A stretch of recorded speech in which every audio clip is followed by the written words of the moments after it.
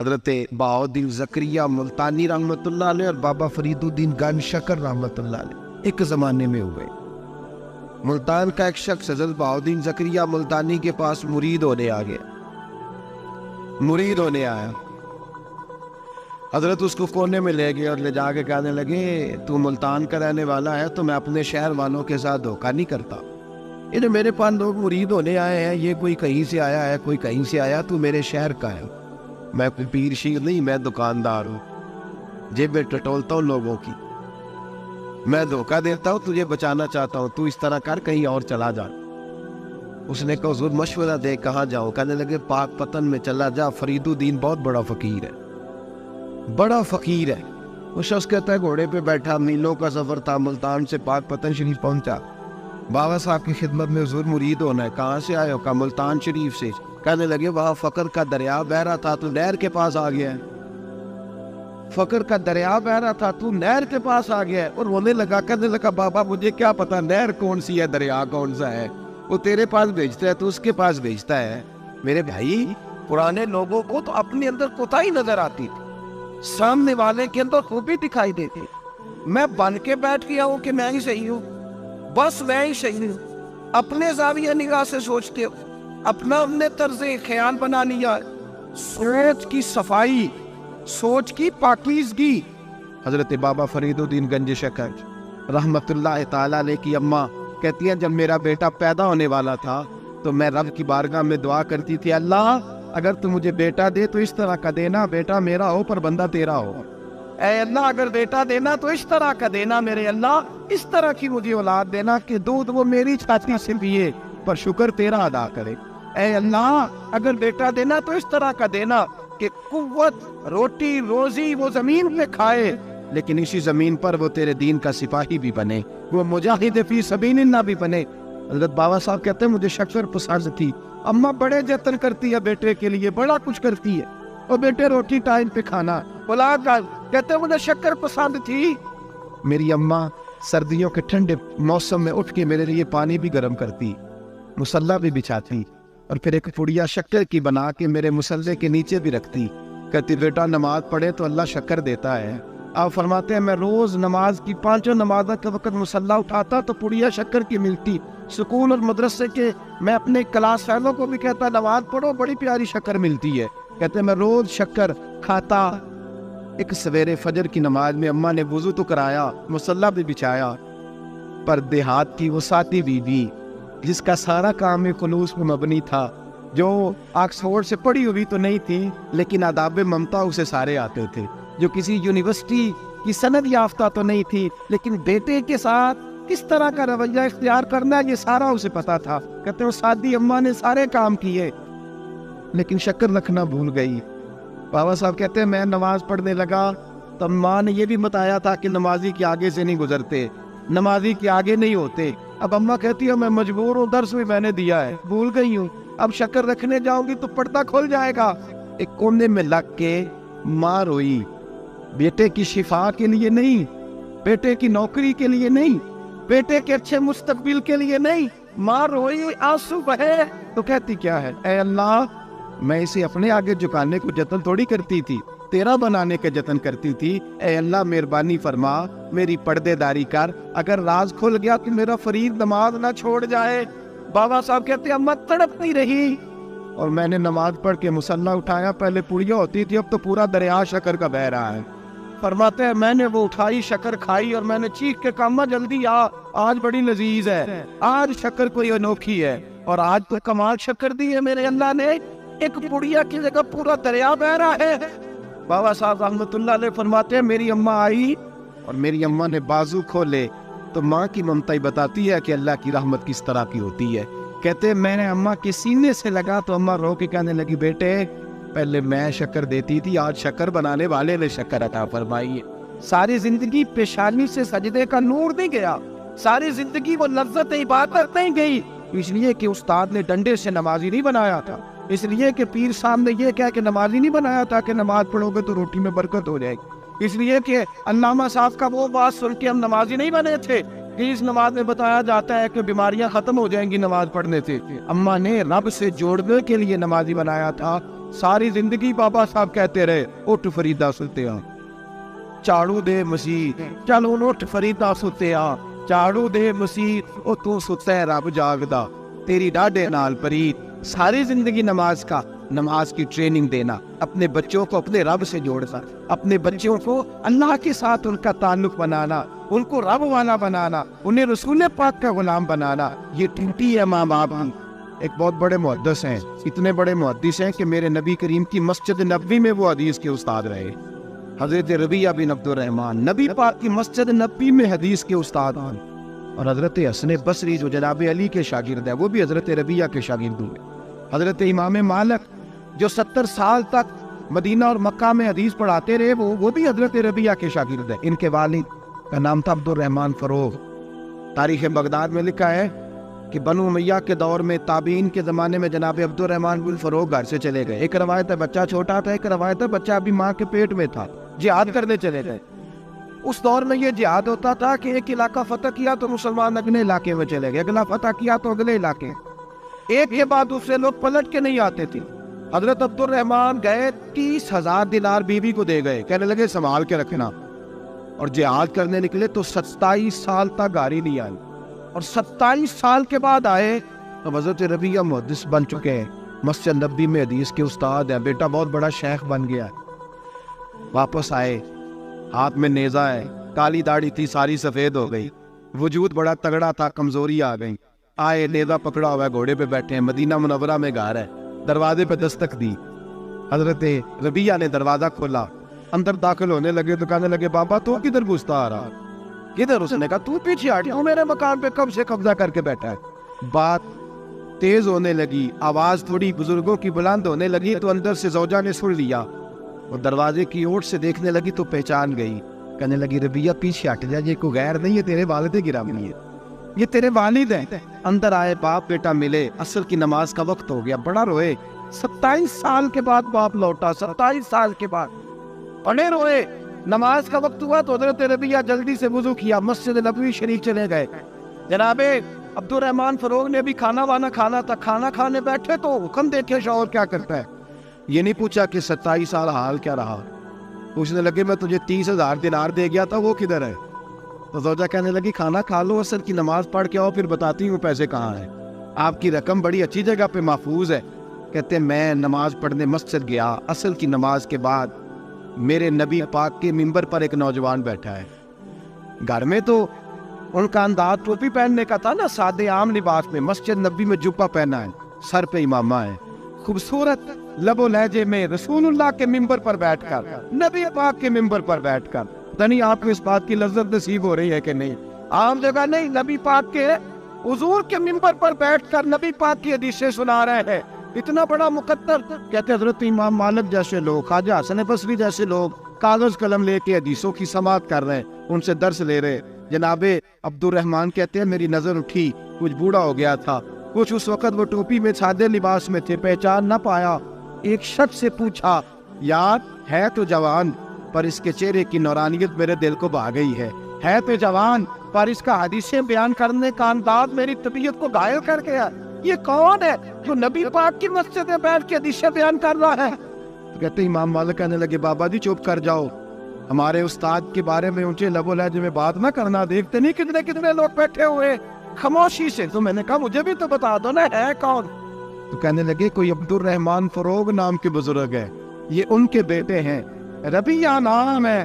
کہتے ہیں جب لفظ کہے تو میرے آنسو چھلک کے باہر آئے، اور میں حضور کی مسجد میں گر گیا اور رونے لگا کہ یہاں اور میرے رسول پاک سید عالم صلی اللہ علیہ وسلم کے منبر پر، اور میرا بیٹا۔ کہتے میں تڑپ کے گھر گیا، اور گھر جا کے میں نے اپنی بیوی کو جب دیکھا تو میرے آنسو نکل گئے۔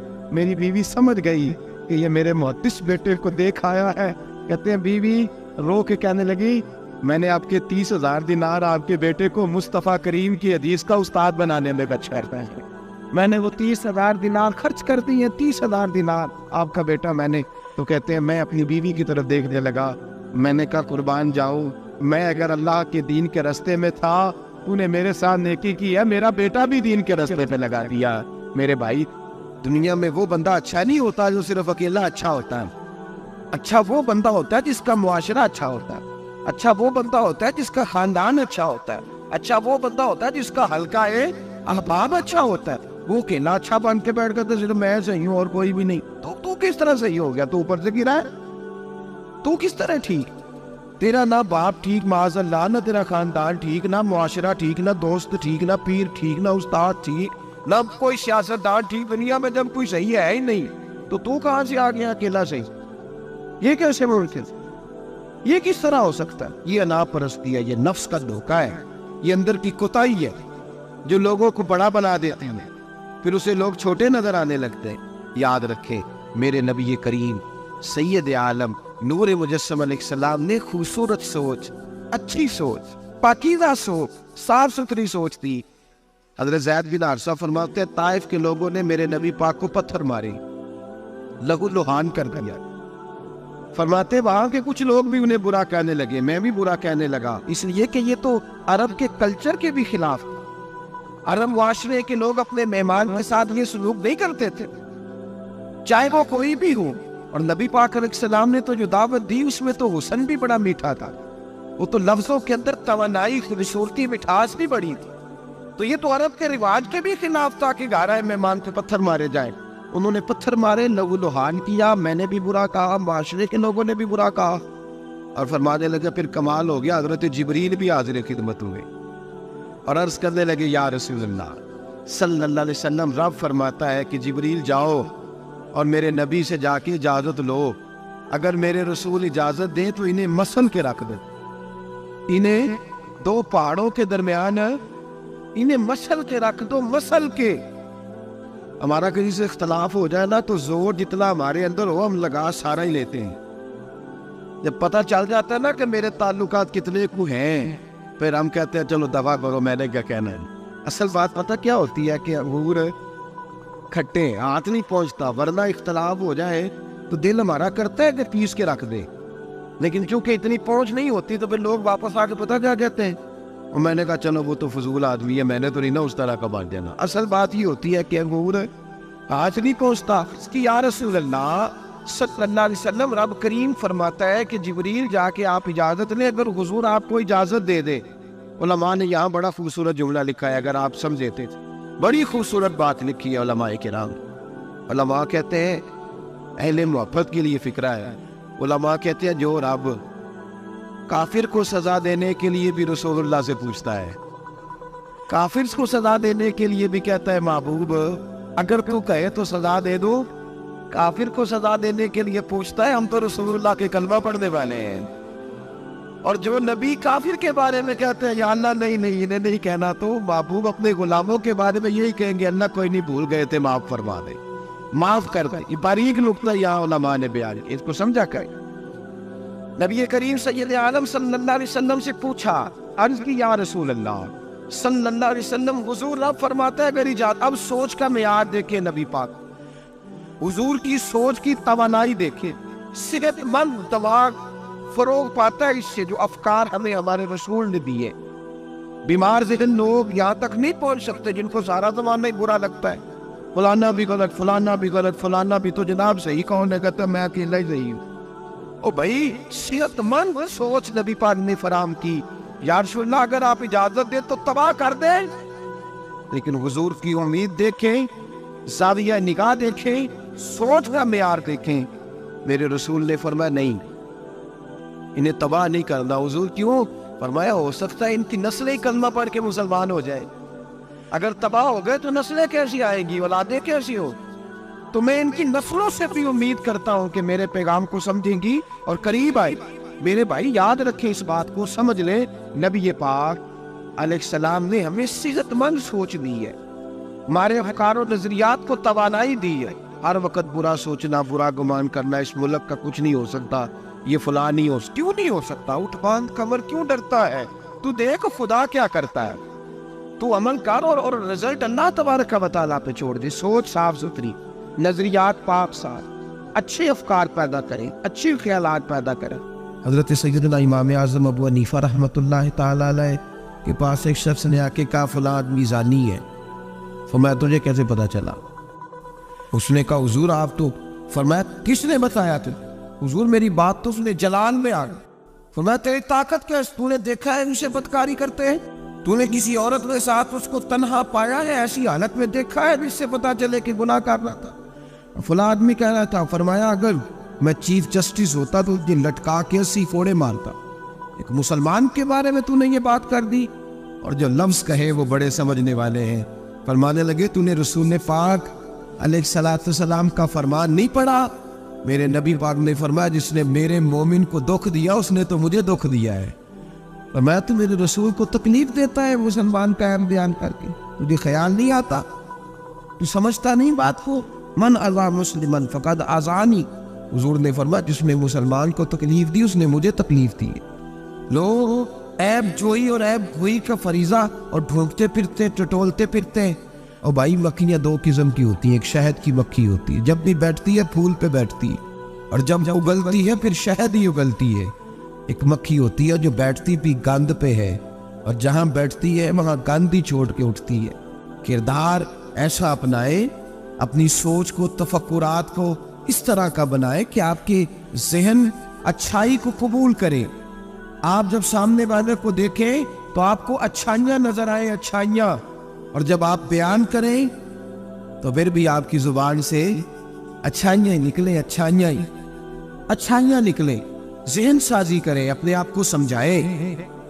کسی دانشور نے کہا، ایک شخص مجھے کہنے لگا لوگوں کے چہروں پہ گرد پڑ گئی ہے، فلاں کے چہرے پہ گرد تھی، فلاں کے چہرے پہ بھی گرد تھی، فلاں کے چہرے پہ بھی گرد تھی۔ اس نے مجھے کئی لوگ گنوائے تو میں ہنسنے لگا۔ کہنے لگا کیوں ہنستا ہے؟ کہتے میں نے اس کی اینک اتاری، ٹیشو پیپر کے ساتھ صاف کر دی۔ میں نے کہا بندوں کے چہرے ٹھیک ہے، تیری اینک پہ گرد پڑی ہوئی ہے، ادھر بھی تھوڑی توجہ کر لیتا تو اتنے لوگوں پہ الزام تو نہ لگاتا۔ حضرت میاں صاحب بول پڑے، کہنے لگے برا بندہ میں لپن ٹریا، جاگتے ملیا نہ کوئی۔ برا بندہ میں، میاں صاحب کی بات ہے میری آپ کی نہیں، سانو تے 70-16 بجے دیہڑی دا۔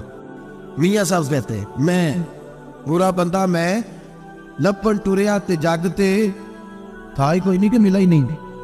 کہتے مجھے نہیں ملا، مجھے نہیں، سمجھ لیں بات، بزرگوں کے افکار کو سمجھے۔ کہتے مجھے ملا اس لیے کہ میری سوچ ہی بڑی اچھی تھی، جو مجھے ملتا میں اس کے اندر اچھائیاں پیدا کر لیتا۔ مجھے نہیں ملا، یہ نہیں کہ بندہ تھا نہیں، مجھے نہیں ملا اس لیے کہ میری سوچ ہی نہیں تھی۔ وہ ہے نا کہاں سے لاؤ جس میں لوگوں کے عیب نظر آئے۔ برے بندے نو میں نپن پوریا تے جاگتے ملیا نہ کوئی، تے اپنے اندر چاہتی پائی تے میں تھو برا نہ کوئی، اپنے اندر چاہتی پائی تے میں تھو۔ مجھے سمجھ آئی من عرف نفسہ فقد عرف ربہ، من عرف نفسہ فقد عرف ربہ۔ جو اپنے آپ کو پہچان گیا وہ اپنے رب کو، یہاں تو الزام تراشی ہے، الزام تراشی۔ سب نے مفسرین نے اپنی اپنی بات لکھی۔ میرے استاد گرامی یہاں فرمایا کرتے تھے، بھائی اگر تو دنیا میں اپنے بیٹے کو دھوپ میں بیٹھا دیکھے تو تیرا دل پھٹ جاتا ہے، یہ دھوپ میں کیوں بیٹھا ہے؟ اس کو شرک سے بچا، شرک اکبر سے بھی بچا، اصغر سے بھی بچا، خفی اور جلی دونوں قسم کے شرک سے بچا۔ دنیا میں تیرا بیٹا دھوپ میں ہو تجھ سے برداشت نہیں ہوتا، بتا اگر تیرا بیٹا جہنم میں گیا تو تجھے کیسے برداشت ہوگا؟